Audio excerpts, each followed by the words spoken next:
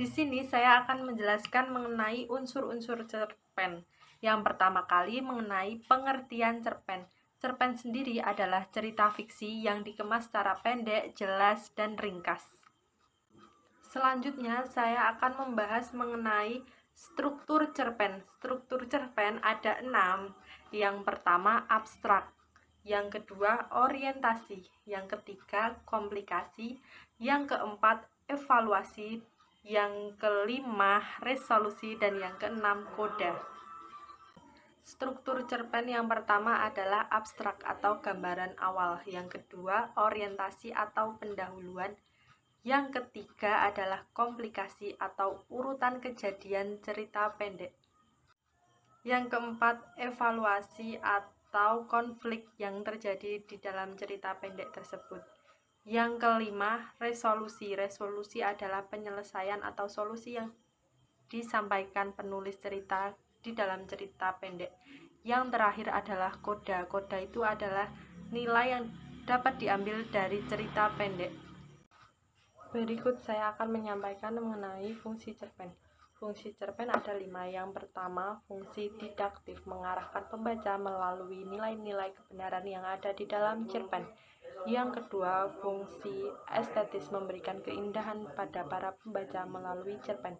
Yang ketiga, fungsi moralitas, di mana pembaca diberikan nilai-nilai moral melalui cerpen. Yang keempat, fungsi rekreatif, untuk menghibur pembaca. Dan yang kelima, fungsi religiusitas, mengandung ajaran agama serta dapat menjadi teladan untuk pembaca cerpen tersebut. Berikutnya ada jenis-jenis cerpen. Untuk jenis cerpen ada 3. Yang pertama cerpen pendek, yang kedua cerpen sedang, dan yang ketiga cerpen panjang.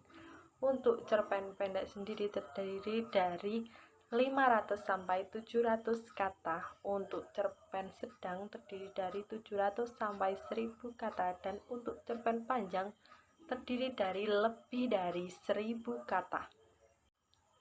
Ada 2 jenis untuk unsur dalam cerpen. Unsur dalam cerpen yang pertama unsur intrinsik, dan yang kedua unsur ekstrinsik. Untuk unsur intrinsik sendiri terdiri dari tema, latar, tokoh, sudut pandang, alur, dan juga amanat. Sedangkan untuk unsur ekstrinsik ada bahasa, latar belakang penulis, dan juga nilai yang terkandung di dalamnya. Yang terakhir, saya akan membahas mengenai kaidah kebahasaan yang digunakan untuk membuat cerpen.